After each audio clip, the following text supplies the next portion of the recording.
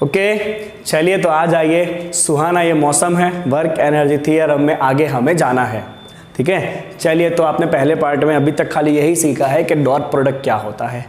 अभी आपको क्या सीखना है, तो अभी आपको सीखना है कि वर्क और एनर्जी का साइंटिफिक मीनिंग क्या है। क्योंकि नॉर्मल लैंग्वेज में तो कोई कुछ भी काम करता है तो हम कहते हैं he is working, oh he is working very hard, but science के अंदर वर्क का कुछ स्पेसिफिक मीनिंग है। ओके ठीक है, चलिए तो उसको ले जाने से पहले हम एक काम करते हैं, let's start it with the uniformly accelerated motion.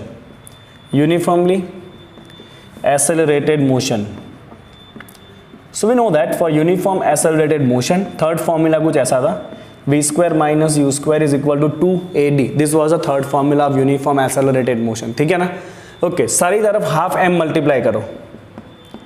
मैं ऐसा क्यों कर रहा हूँ, इसके पीछे का एक रीज़न है, आप तो समझ ही चुके हो कि जब 9th में ये चैप्टर पढ़े हो ऑलरेडी। मैंने क्या किया, हर जगह पे हाफ m मल्टीप्लाई किया, यहाँ से ये 2 कट हो जाएगा। अब ये जो आपका टर्म बना ना बच्चा हाफ mv स्क्वायर, इसको ही तो आप कहते हो काइनेटिक एनर्जी, है ना। चलिए, and what is this mass into acceleration, second law, mass होता है फोर्स इनटू डिस्प्लेसमेंट, तो ये हो गया आपका फोर्स इनटू डिस्प्लेसमेंट। तो ये जो टर्म है ना, this is final velocity and half mv square is final kinetic energy minus this is initial kinetic energy, and this term force into displacement we call this term as work, right. तो ये हो गया final kinetic minus initial kinetic, मतलब change of kinetic energy, that is equal to work done. Okay, तो this is something we will begin with by introducing this work and energy. This is called as work energy theorem. What is it called? It is called work energy theorem. क्या है बच्चों? ये work energy theorem है आपका। ठीक है, चलिए तो ये वर्क एनर्जी थ्योरम ऐसा कहता है कि work done on object is equal to change in kinetic energy। ठीक है, ओके चलिए तो अभी आपको ये वर्क एनर्जी थ्योरम आया तो उसका एक परफेक्ट न्यूमेरिकल करना पड़ेगा, तो ही तो दिमाग के अंदर तक जाएगा ये। चलिए तो एक न्यूमेरिकल करते हैं इससे जुड़ा हुआ। एग्जाम्पल नंबर 6.2, समझिए न्यूमेरिकल ऐसा कहता है कि rain drop is falling under the effect of gravitation force and some other force which is the resistive force. तो देखिए ये रेन ड्रॉप है, ठीक है, it is falling under the influence of 2 forces, gravity always नीचे की तरफ लगता है एंड द अदर फोर्स जो इसकी मोशन को अपोज करने की कोशिश करेगा, दैट इज रेसिस्टिव फोर्स, जो ऊपर की तरफ लगेगा। अब ये जो रेसिस्टिव फोर्स है ना, उसके बारे में इतना ही पता है कि resistive force is directly proportional to the velocity of the drop. जितना इसका ज़्यादा वेलोसिटी होगा उतना ज़्यादा रेसिस्टिव फोर्स भी लगेगा। उसके सिवाय रेसिस्टिव फोर्स के बारे में कोई डेटा नहीं है, राइट। हमें ये कहा गया कि rain drop is falling from the height of 1 kilometre. तो हाइट दिया हुआ है जहाँ से रेन ड्रॉप गिर रहा है, that is 1 kilometre, that is 10 power 3 metre, and the drop has the mass of 1 gram. चलिए 1 gram is 10 power -3 kg, we convert this into the standard units, right. और जब ये रेन ड्रॉप जमीन पे टकराया तो उसका वेलोसिटी 50 मीटर पर सेकंड था, right. Velocity when it strike the ground,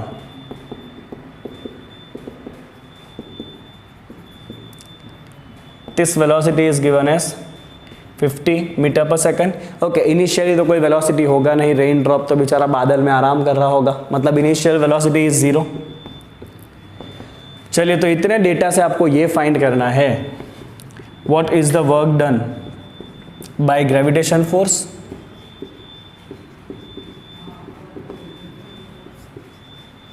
and second you will find work done bye resistive force. ये 2 चीजें आपको फाइंड करना है, ठीक है। चलिए कोई इशू नहीं है, वर्क डन का फॉर्मूला होता है फोर्स इनटू डिस्टेंस। अब work done by gravity, that is nothing force into displacement. चलिए फोर्स किसका? ग्रेविटी का। आपको तो पता ही है ग्रेविटी कितना फोर्स लगाता है, mass into gravitation acceleration, okay और ऑब्जेक्ट कितना डिस्प्लेस हो रहा है, तो आपका ड्रॉप 1 किलोमीटर तक गिर रहा है नीचे, तो ये क्या हो जाएगा, उसका हाइट जितना हो जाएगा। And see both are acting in same direction, gravitation force भी नीचे की तरफ लगेगा, ऑब्जेक्ट का जो डिस्प्लेसमेंट हो रहा है बच्चों वो भी तो नीचे की तरफ हो रहा है, मतलब both are in same direction, तो आपका वर्क डन पॉजिटिव रहने वाला है। चलिए मास कितना है 10 पावर -3, ग्रेविटी ले लो 10, हाइट कितना है 10 पावर +3, ये कट हो जाएगा, तो ये हो गया आपका पहला answer, work done by the gravity, this is 10 joule, right. Gravity drop के ऊपर 10 जूल जितना वर्क करेगा। Now what is a work done by resistive force, तो अगर मैं वापस फॉर्मूला अप्लाई करूँ, work done is equal to force into displacement, displacement तो भाई 1 किलोमीटर है। अब अगर work done by resistive force है तो आपको फोर्स भी कौन सा लेना पड़ेगा, रेजिस्टिव वाला, बट उसके बारे में तो कोई डेटा ही नहीं है, या रेजिस्टिव फोर्स का तो कोई फॉर्मूला भी नहीं पता हमें, तो फिर हम रेजिस्टिव फोर्स नहीं है तो डायरेक्टली हम वर्क डन नहीं निकाल सकते, हमें कुछ और जुगाड़ करना पड़ेगा। तो जुगाड़ यही है work energy theorem. Now this work is the total work done, तो आप यहाँ पे लिखोगे कि work done total is equal to change in kinetic energy, right. Total के अंदर कौन कौन सा वर्क आएगा, टोटल के अंदर आएगा work done by gravity plus work done by resistive, दोनों मिलके वर्क कर रहे हैं ना, ग्रेविटी प्लस रेजिस्टिव फोर्स का work, that is equal to final kinetic energy minus initial kinetic energy, delta K, final minus initial. Initially तो drop stationary था, मस्त बादल में आराम कर रहा था, तो इनिशियली कोई काइनेटिक एनर्जी नहीं है। चलिए ग्रेविटी का वर्क हमारे पास है 10, work done by resistive find करेंगे, kinetic energy finally half mv²। चलिए मास है 10 पावर -3, वेलोसिटी है 50, सॉल्व करिए बच्चों, इसका आपका आंसर आएगा 2.25। तो वर्क डन बाय रेजिस्टिव हो गया आपका 2.25 minus 10, that is -8.75 joule. This is the work done by the resistive force, right. तो हमने क्यों ये लॉजिक अप्लाई किया, क्योंकि हमारे पास रेजिस्टिव फोर्स का फॉर्मूला नहीं है, इसीलिए हमने टोटल वर्क डन फाइंड किया, that is the change in kinetic energy. And once you have total work done तो उसमें होगा ग्रेविटी का वर्क प्लस रेजिस्टिव फोर्स का वर्क, ग्रेविटी का वर्क हमारे पास है ऑलरेडी, राइट, तो उसको यूज करके आप रेजिस्टिव फोर्स का वर्क डन भी निकाल सकते हो। समझ गए इतना? अब बारी है वर्क के बारे में डिटेल में बात करने की, ठीक है। चलिए तो पहले देखते हैं कि वर्क क्या होता है, वर्क का फॉर्मूला क्या है, वो फिजिक्स क्या कहता है वर्क क्या है। लेट्स सी वर्क, तो फिजिक्स कहता है भाई कि work is equal to F.D। क्या कहता है फिजिक्स? फिजिक्स कहता है work is equal to F.D, right. What is F? F is the vector of force acting on object, and second is D. D is the displacement vector. Now the very important thing is physics ऐसा कहता है कि work तभी होगा जब force लग रहा हो और उस फोर्स की वजह से ऑब्जेक्ट का डिस्प्लेसमेंट हो रहा हो। If this is happening then only the work is done, otherwise work is said to be zero, there is no work done, right। अब आपको पता ही है बच्चों D लिखा हुआ है, तो आप यहाँ पे लिख सकते हो work is equal to force into displacement, कौन सा displacement, in the direction of the force, क्योंकि डॉट प्रोडक्ट है ना।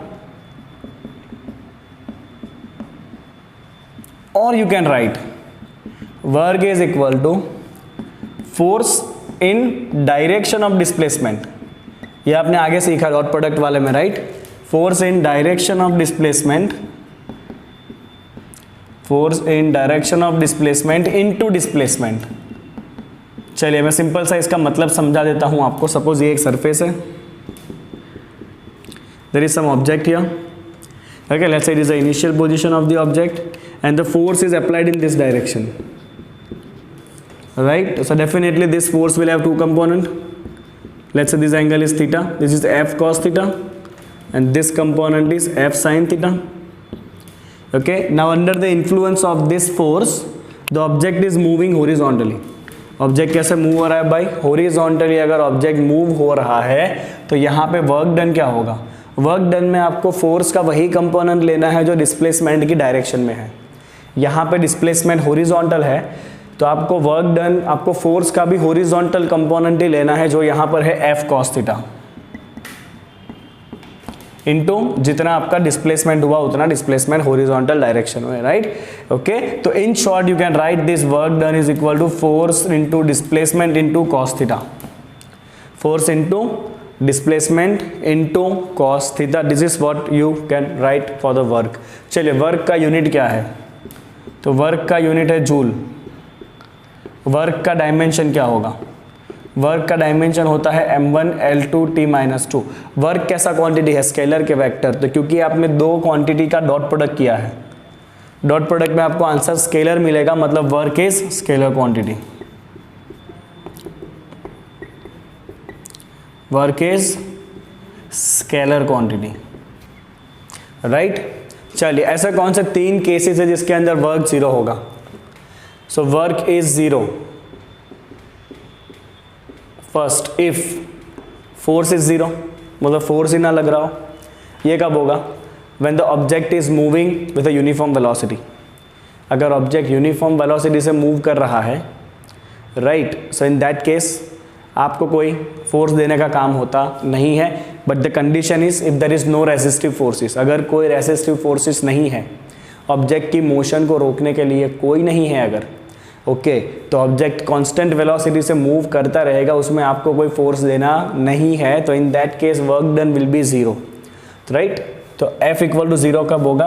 When object move with uniform velocity. Second, if displacement is 0, if displacement is 0, suppose मान लो कि आप 50 किलो का एक बैग लेके ऐसे सर के ऊपर रख के आधे पौने घंटे तक खड़े रहो, क्या होगा? There is no displacement, displacement कोई होने वाला नहीं है। आपने तो खाली उस गोरी बोनी को या जो भी है उसको ऐसे पकड़ के रखा है खाली, राइट? तो डिस्प्लेसमेंट तो कोई नहीं हो रहा, बट आप थक जाओगे। क्यों? बिकॉज आपके जो मसल्स है उसको तो एफर्ट लगाना पड़ेगा ना उसको होल्ड करने के लिए, राइट? तो आपकी एनर्जी वेस्ट होने वाली है, बट वर्क यहाँ पे कुछ नहीं हो रहा है बिकॉज डिस्प्लेसमेंट ही नहीं हो रहा है बिल्कुल भी, ठीक है? तीसरा बहुत ही ध्यान से देखिएगा, तीसरा है बच्चों when the angle theta is equal to 0, sorry theta is 90, मतलब when the force and displacement are perpendicular, because cos 90 कितना होता है? 0। अब ये किस केस में होगा? अगर कोई ऑब्जेक्ट सपोज हॉरिजॉन्टली मूवमेंट कर रहा है और ग्रेविटी तो वर्टिकल लगता है, so if the object is moving horizontally then there is no work done by the gravity because gravity is vertical, the angle is 90, right? So you can write here work done by object, work done by gravity on object moving horizontally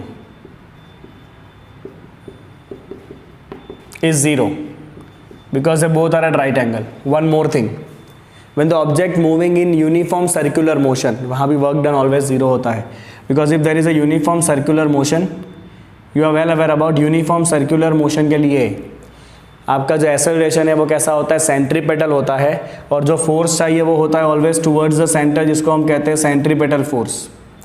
क्या कहते हैं उसको हम? Centripetal force, जो लगता है always towards the centre. और displacement तो हर एक पॉइंट के ऊपर इस तरफ होता है, इन द डायरेक्शन ऑफ टेंजेंट। तो यहाँ पे भी आपका force and displacement always perpendicular रहता है। तो अगर ऑब्जेक्ट यूनिफॉर्म सर्कुलर मोशन करता है तो उस केस के अंदर भी वर्क डन कैसा होता है? 0 होता है, याद रखिएगा।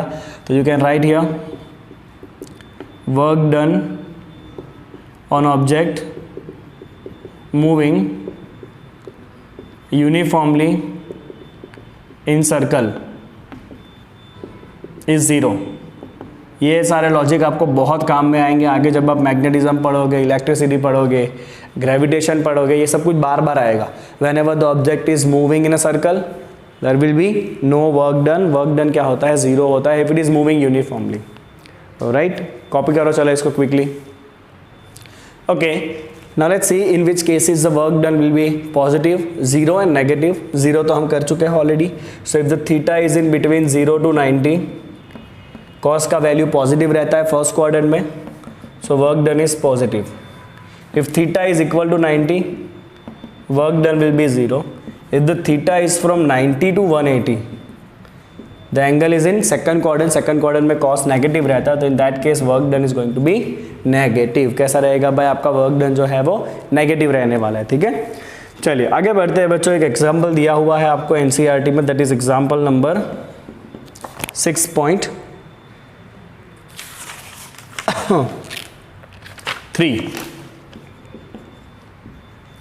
and the question is a cyclist comes to a skidding stop in 10 metre, right. Cyclist ने ब्रेक मारी, उसने स्किड किया और कितने टाइम में स्टॉप हुआ, वो कितना डिस्टेंस में स्टॉप हुआ, 10 मीटर में वो स्टॉप हुआ, राइट। तो cyclist skidding and stop in the distance of 10 meter. During this process, the force on the cycle due to the road is 200 Newton and it is directly opposed the motion. चलिए force कितना लगा है, 200 Newton by road, है ना। Cycle को रोकने के लिए रेजिस्टिव फोर्स देना पड़ेगा। रेजिस्टिव फोर्स कौन देगा, रोड ही देने वाला है डेफिनेटली। आपको फाइंड करना है how much work does the road do on the cycle. चलिए work done by road on cycle. चलिए सिंपल सी बात है बच्चों, वर्क डन का फॉर्मूला क्या होता है, force into displacement into cos theta. चलिए भाई रोड कितना फोर्स दे रहा है साइकिल को, 200 न्यूटन। डिस्प्लेसमेंट कितना हो रहा है साइकिल का, 10 मीटर। ओके, एंड डेफिनेटली ये रेजिस्टिव फोर्स है जो मोशन को रोक रहा है। साइकिल आगे की तरफ स्किड हो रहा है, रेजिस्टिव फोर्स उसको पीछे की तरफ लग रहा है, तब भी जाके साइकिल रुकता है, राइट। तो एंगल कितना रहेगा आपका, अपोजिट डायरेक्शन में, तो एंगल रहेगा 180, राइट, बिकॉज ये रेजिस्टिव फोर्स है। आप डायरेक्ट भी लिख सकते हो वर्क डन इज नेगेटिव, ठीक है। चलिए तो आपका वैसे भी नेगेटिव हो जाएगा, ये हो गया -2000 न्यूटन, cos 180 इज -1। तो this is the work done on bicycle by the road. अब आपको ऐसा पूछा है what is the work done on road by bicycle, work done on road by bicycle. Road के ऊपर कितना वर्क हो रहा है, चलिए वापस फॉर्मूला अप्लाई करते हैं। तो work done is equal to F D cos theta, ठीक है। Now what is the displacement of the road, 0। Road का थोड़ी डिस्प्लेसमेंट होने वाला है, रोड तो अपनी जगह पर ही रहने वाला है ना। Okay, it was a work done, joule कर दो। रोड अपनी जगह पर ही रहने वाला है, तो रोड का कोई डिस्प्लेसमेंट होने वाला नहीं है, तो there will be no displacement of the road. तो वर्क डन इज ऑल्सो 0, क्योंकि आपने because displacement of road is 0, displacement of the road is 0। चलिए कॉपी करिए, सिंपल सा टॉपिक था ये।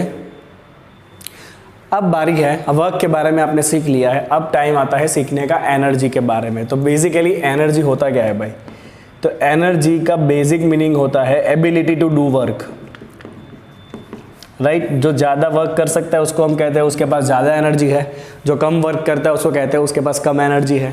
सो बेसिकली एनर्जी का मतलब है एबिलिटी टू डू वर्क। अलग अलग टाइप की एनर्जी होती है, kinetic, potential, thermal, nuclear, right, hydro energy. हम अलग अलग टर्म के बारे में बात करेंगे। सबसे पहले बात करनी है हमें अबाउट द काइनेटिक एनर्जी। कुछ भी नया टर्म नहीं है आपके लिए, आई नो दैट, तो मैं भी ज़्यादा इसके टाइम पास नहीं करूँगा। It is ability to do work by virtue of motion. अगर ऑब्जेक्ट मोशन में है तो उस मोशन की वजह से उसके पास जो एबिलिटी है वर्क करने की, उसे कहते हैं काइनेटिक एनर्जी। मुझे पता है, आपको फॉर्मूला भी पता है, हाफ mv²। तो it is half into mass into velocity dot velocity, and we know that v dot v is v²।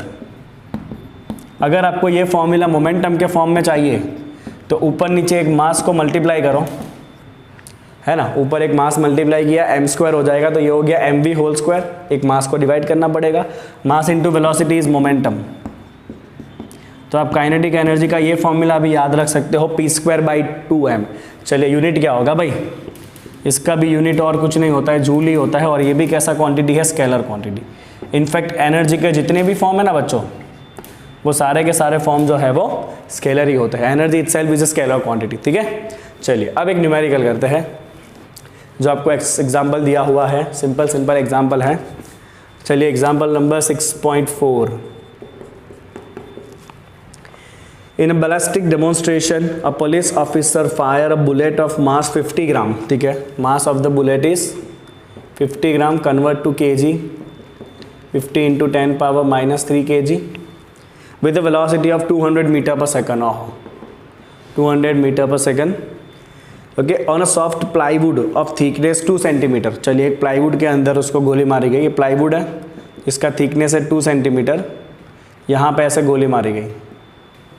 चलिए, the bullet emerges with only 10% of its initial kinetic energy. What is the emergence speed of the bullet? ठीक है, चलिए आपको क्या पूछा गया है कि यहाँ से अगर बुलेट एंट्री किया तो जब ये प्लाईवुड में से बुलेट बाहर निकला तो उसके पास खाली 10% ही काइनेटिक एनर्जी बाकी बची। मतलब अगर यहाँ पे ये 100% काइनेटिक एनर्जी लेके आया तो जब प्लाईवुड में से पास हुआ डेफिनेटली थोड़ा थोड़ा उसका स्पीड घटेगा, और बाहर निकला तो वो खाली 10% ही काइनेटिक एनर्जी लेके बाहर निकला। तो आपको ये फाइंड करना है इधर वेलोसिटी कितना है। जब ये बुलेट इमर्ज होकर बाहर आएगा तो वेलोसिटी कितना होगा। तो हम सिंपल सी बात करेंगे, I will write here the total kinetic energy of bullet when fired, that is half mv², let's give it name S के। बट जब वो बाहर आया तब तो खाली इसके 10% से ही बाहर आया है, तो you can right here emergent kinetic energy is only 10% of initial kinetic energy. चलिए 10% का मतलब होता है 10/100 एंड फाइनल काइनेटिक एनर्जी आप लिखो हाफ mv²। क्या लिख दो आप, हाफ mv² लिख दो। मैं इसको सिंपली सॉल्व करने की ट्राई कर रहा हूँ, टेक्स्ट बुक में भी एक मेथड दिया है, मैं इसको सिंपल करने की कोशिश कर रहा हूँ। तो जो इमर्जेंट काइनेटिक एनर्जी है that is 10% of initial kinetic energy. Initial kinetic energy is half mv², और जब वो इमर्ज होके बाहर आया तो मान लो कि उसका फाइनल काइनेटिक एनर्जी है हाफ mv²। आपको यही तो फाइंड करना है। तो यहाँ पे उसकी वेलोसिटी सपोज v थी, तो यहाँ पे ये v' कितना होगा।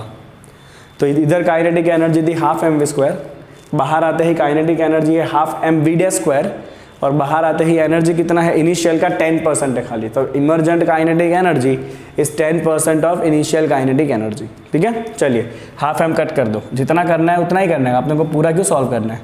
तो ये हो गया आपका v² is equal to 1/10 into v², under root निकालो, v' equal to 1/√10 into v। चलिए इनिशियल एनर्जी आपके पास दिया था velocity 200, so v' is equal to 200/√10 metre per second. चलिए बता देता हूँ कितना आएगा ये। √10 का वैल्यू आएगा 3.16, 200/3.16, और answer is 63.29 metre per second.